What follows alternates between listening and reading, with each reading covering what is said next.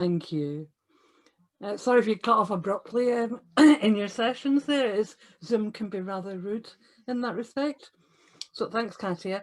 I'm now delighted to welcome three panellists to our Q&A session. We have Claire Smith from GrowBiz, Sarah Tervitt, from Forth Valley College, and Ali Smith from Time Bank today. We've invited them because they come from three very different perspectives on keeping up connections to their mentoring projects.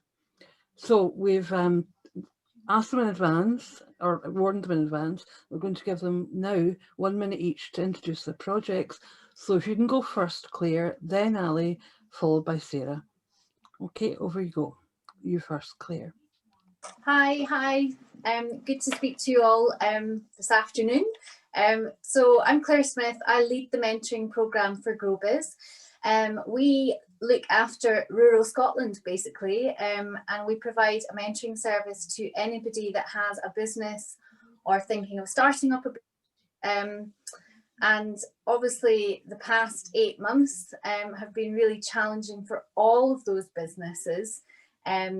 Well, no matter where you are in Scotland, but our program's been going for 6 years, and sort of since then we've had trained over 100 mentors, so lots of different people come to us and volunteered, which has just been amazing.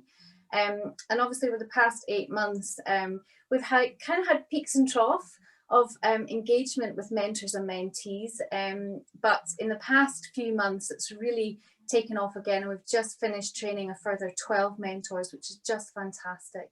So I'm really happy to be here on the panel today and look forward to taking some of your questions. Thank you. I think that was about a minute. Thanks, Claire. Yep, you're fine. So Ali next. I can't see her. Do we have Ali here? Yes, sorry. Again. So I work for Time Bank, which is a national volunteering charity which started in 2000. We create amazing opportunities for volunteers to make a real difference in communities. I've been running the shoulder to shoulder online across Scotland for 6 years. To support veterans and families who find it difficult to adjust to civilian life. About a year and a half ago, we received funding from Forces Mind Trust to trial a new online mentoring delivery through online video technology. And so it's been really good over the last 8 months during the pandemic, supporting people online, and it'd be good to have a chance to tell you a bit more about that in a minute. Okay, thanks, Ali. And Sarah? Hi, everybody. Thank you for having me. Thank you to SMN for inviting me to be part of the panel. My name is Sarah Tervitt. I work for Forth Valley College, and I run the Time for Me mentoring programme. And we run this programme in partnership with the Robertson Trust. So it's very good to hear from Jim today and meet him, if all virtually, for the first time.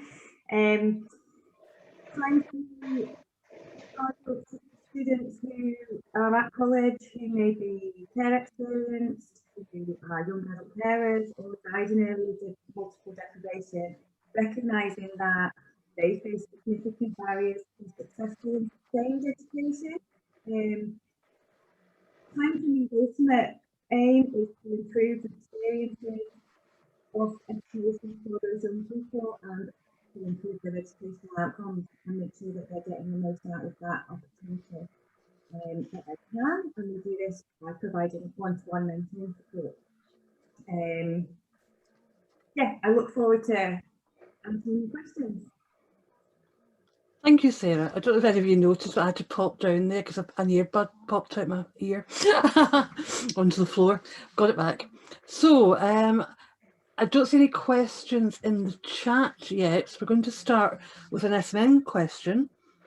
And this is to Ali first, then Claire, then Sarah. So the first question is, Can you tell us how you managed to keep a connection going between your mentors and mentees at the start of the COVID-19 crisis?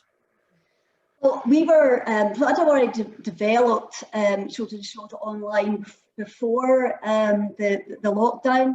So we were finding that already had benefits. What mentors do is they support veterans once per week online through a video platform, secure video platform. And we find it's really good for keeping them, veterans and families connected, because a lot of them have got mental health issues, you know, issues in relation to housing, they want to take part in online courses and get back into employment. So working on partnership and signposting has been really, really important as well. But, you know, the mentors have been absolutely amazing because, you know, a lot of them work full time as well. But certainly we find that we can get access to more veterans online, because we used to just run it across the Central Belt. Now we can run it across Scotland, supporting veterans in the Highlands and Islands and also the Scottish borders. So I've matched veterans and families with mentors who hopefully have something in common, and we've been supporting them with focus, routine, structure throughout their days. Helping them throughout lockdown with exercising, making sure they can get access for those who can't get out of the home as well, helping them with their online shopping, lots of courses online, and also some of them are taking part in arts classes, like I said, exercise, getting out, you know, making sure they're going out for a walk. But what's, you know, really important is helping them to reduce their social isolation. Before they used to go out and about with them face to face, but we're finding it really is beneficial, because what I've done is I have taken, I've developed the project and given veterans and families access to a tablet, whereas, you know, before maybe they wouldn't be able to take access in this programme at all.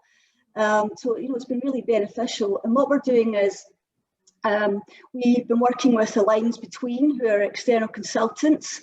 The pilot project is now just coming to a close. But what we found is it's definitely made positive outcomes, and veterans have been able to enhance their focus and their structure.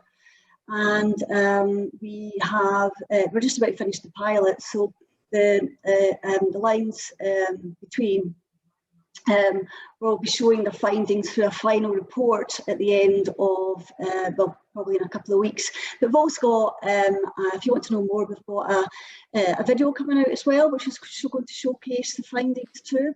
So yeah, it's been a really worthwhile evaluation as well, and you know, just veterans doing been really great at working, turning up and just working with their mentors on that weekly basis, because for some, just turning up is absolutely everything for them. Yeah, it's been a really good learning curve. Thanks very much, Ali. So Claire?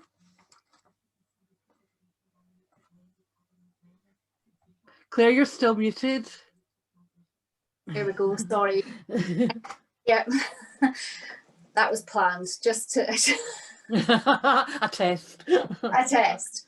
Yeah, so just sort of really thinking about the start of lockdown, and that sort of, we were just all thrown into that, you know, how are we going to continue to work, and what did that look like? And of course, that sort of keeping the connections, I would say for us in our programme was very much about trying to understand where everybody was at, mentor or mentee. And what I mean by that is about, well, what devices did they have? What were they used to doing?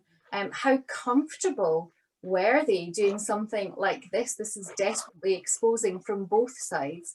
But also, you know, for every single one of us, our world flipped on its head. So where the mentor was volunteering that time before, as much as we were confined to our own homes, that volunteer actually had to really focus on that family life or that sort of situation to begin with. So for me, it was really just trying to work out where everybody was at. And as you can imagine, that did take a little bit of time, because that was a one-to-one process as the lead of this project, you know, just tapping into that. And I think that then also sort of highlighted, you know, what we were going to do moving forward, you know, how we were going to sort of keep that momentum going. And I would say for us, and maybe other projects out there, that initially that kind of tailed off a little bit until everybody got their head around the environment that they found themselves in. And then it was really just tapping into once they had reconnected. The other thing I think that has happened is that we did have new matches just starting at that point that lockdown happened. So really thinking about how do you build that rapport with a new mentee and mentor. So those are the sort of things that certainly for us in our project, and me particularly, I really had to sort of almost go back to basics and think, right, you know, what would we normally do? I mean, we ran a training session on the 18th of March. We did actually deliver that online. So we were kind of there. We knew that we were going to have to be doing that. So lots of skill development and even more heightened self-awareness, I would say, around how to connect with everybody, because just being aware of, you know, that this came up in the breakout room, that we were just saying that, you know, because everybody was in their own home, the expectation was that they would be able to react to that communication that you were sending out to them. And of course that was the case, and you might be having to wait, you know, sometimes a few weeks before anybody responded. So about getting the balance. So I hope that kind of answers that first question, Mo, but really not the easiest thing to apply in that, you know, situation where we're all locked in our houses, but it's all to do with communication and that, you know, finding out what people need, what they want, and then sort of moving forward. And definitely in the past 8 months, we've definitely moved forward massively in all of that. So I'll hand back to Mo. Thank you. Thanks, Claire. And lastly to Sarah. Hello, everybody. Yeah, so our mentoring programme, as is probably apparent, is slightly different from Ali and Claire's. We operated at the time of COVID really quite robust standard set of operating procedures in terms of where mentoring happened, when it happened, etc. And that was all done within that kind of safety and security of the college environment. So COVID was a big shock and a big change. And, you know, I think Claire made an important point about communication at the end of what she was saying.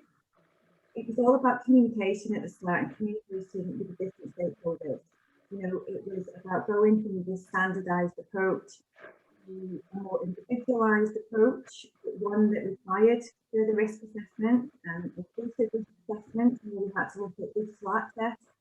We had to look at whether people had a safe space within their home environment with which they felt comfortable and safe engaging in mentoring, whether they had the access to, whether they had any, if they were considering any face-to-face, then we were allowed, even socially distanced, whether those had health concerns, whether our mentors had health concerns and were more at risk. So we did individualise, took an individualised approach. What does each young person need, and what do they need now? How can we deliver that? And whether that's, for some of our young people, it was a text message because they didn't have a private space, and then they would be more flexible on how we delivered the mentoring because it couldn't take place at a set time. Somebody could be around at that time. So it was just being more flexible in our approach to that. And doing what works for them at the time, and then gradually working on that, we extended our mentoring relationships beyond the last academic year, which included one academic year. But we chose to allow those mentoring relationships to continue longer so that we could begin to flourish and move, you know, back away from crisis intervention to mentoring. So it's all about the flexibility there. I also, it was about communicating with the mentors as well. What did they feel comfortable doing? They no longer had that safe security of the college environment. You know, what did they have access to? What did they have? What challenges did they have in their home environment that would impact on being able to deliver a quality mentoring session? And kind of working around that. And we consulted with them right at the start in terms of, what do you need, and also how do you want to be communicated with? Because I don't know about everybody else, but at the start of lockdown, I was bombarded with different communication platforms from a variety of sources. And, I felt like my world was exploding, and I was like, I want this communication to be effective. I want it to be meaningful. So you tell me what you want. Do you want a separate thing? And everybody was, no, please don't do anything new that, we can't cope with that. So we all decided as a team how we would do that. They asked for drop-ins and more flexibility in terms of their access to me. Nobody's bumping into me as their coordinator in a classroom or in a work office space, or, passing me on a corridor. So it was about being flexible in that accessibility and making sure that the mentors felt connected as well, not only to me, but to each other for that peer support. And then for the young people as well, it was about trying to, how do we still make them feel connected to their wider learning community, to the college, not just to their mentor, to the college as well. So we did that by I was one of the many people that I've heard that have gone out and delivered packs and things like that to the young people that, having a doorstep conversation. You are still part of our college community. You are still connected to us. How can we help you? So, and that's in addition to those one-to-one mentoring relationships as well. So a couple of things there. Hope that answers the question. I'll hand back to you. Thanks, Sarah. We lost your sound a wee bit in the middle of it. It was breaking up a wee bit, but it seems to be okay now. I'm afraid we've only got about a minute left. So the first question that came up was for you, Sarah. So I think we're going to have to end on this one, but I'll just try and summarise it. It's from someone who's running a mentoring programme for trainee paediatric doctors with over 100 doctors involved in it, obviously giving up their own time on top of everything else. They don't have any funding, so they're looking for some ideas for some cost-free ideas to show appreciation to everyone involved. They've already planned a Christmas quiz and they're doing team building stuff and that sort of thing. Do you have any other suggestions? Yeah, thank you for the question. What we've done this year, because this was one thing that we were, very keen to explore and make sure that the work of our mentors was recognised and acknowledged and celebrated. So I lobbied our SMT to put together a formal letter of recognition and thanks on behalf of the SMT and the whole organisation as a whole, to say thank you and to formally recognise the work and the voluntary contribution that they're continuing to give. It's all very well that me as a mentor coordinator can tell them and thank them and, tell them that they're doing a fantastic job and really acknowledge that. But it's important that that comes from the organisation as a whole. We are also on top of that using our organisational comms to celebrate that, and SMT will be formally thanking the mentors and recognising their work across the organisation, so every member of staff can see that work that is being done. And that's what I've got so far. That's great, Sarah. There's a couple of other questions that have come up. There's probably more, but if I scroll further down, obviously I'm going to have to hand over to Ali for closing remarks just now. But what we will do is round up all of those questions from the chat. And if the panelists are okay with this, pass them on to you to get some bullet point answers from you, which we'll then share in the roundup that we produce after the event. Would that be okay with all three of you? Absolutely, no problem at all. Anything at all, be happy to answer. Yes, yeah. Yep, and I see Sarah's doing thumbs up. That's brilliant. Okay, thanks for that. Sorry we've run out of time, but I'm now going to ask Ali to close the conference because we're now standing between you and your lunch. So over to you, Ali. So before I make my closing remarks, I have got the best job of the day, and that is to answer the question that you're all wanting answered, and you're all on tenterhooks waiting to find out who owns which cat. So I don't know if we had, I think a few people actually nailed it and got it right. I don't know who, but you'll know yourselves, and you can take pride in that without everybody finding out. So we have Puskus is Mo's cat. Frankie, who apparently lots of people thought just didn't have an owner at all because he just or she looked quite hard, is Amanda's cat. He's a legend. Absolutely, Amanda. Alfie was, drumroll, Katia's cat, which leaves Coco and Baxter as Sarah's cat. So well done to the people who got that right. I actually wrote down Coco and Baxter for Sarah, and then I stroked it out and put Amanda instead. I was so close to getting it So right. close. Because I have seen the majority of these cats before. Anyway, so well done to the people who actually got that right, and thank you, team, for sharing your cat pics with us all. So it just leaves me to thank everybody for coming along to our first online national event. We really appreciate all your support and your involvement today. We know that it can be challenging being engaged online for whole morning. In fact, our workshop discussed how challenging that can be for mentees and mentors. But your questions and your contributions have been fantastic throughout the morning, so thank you very much for that. In particular, I'd like to thank all of our speakers and contributors for the day, to Marie and to Jim for their fantastic keynote addresses, and of course, as always, to the fantastic SMN team for putting this event together. It's been very different for them all, and they've had to adapt as they have over the whole of lockdown. And I think you'll all agree with me that they have adapted very well to putting this event on, even to the point where you got chocolates. Come on, how can you not appreciate that? So thank you very much, team, for all your hard work in putting this event together. It's been really, really good day. Evaluation, as always, at the end of our events, we have our evaluation. Please do complete the evaluation, which is just popped up in the chat box now. The team really do appreciate your feedback, and as you'll know from previous years, and the team listen to your feedback as well, and we do change the events based on what you tell us. So please do complete that evaluation. Our next event will be another networking event for the whole of the Scottish Mentoring Network project. So now that you've gotten used to this one, we've got another one coming up on the 15th of December, and it's at 11 AM.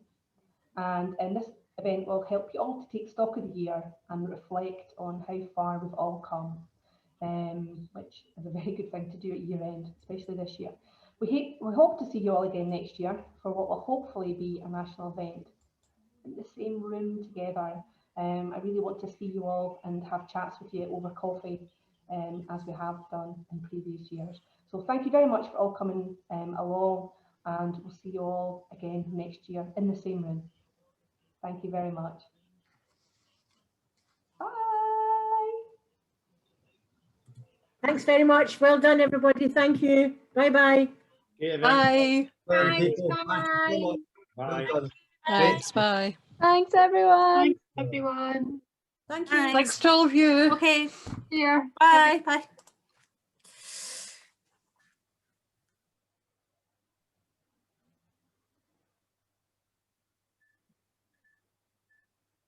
Thank you.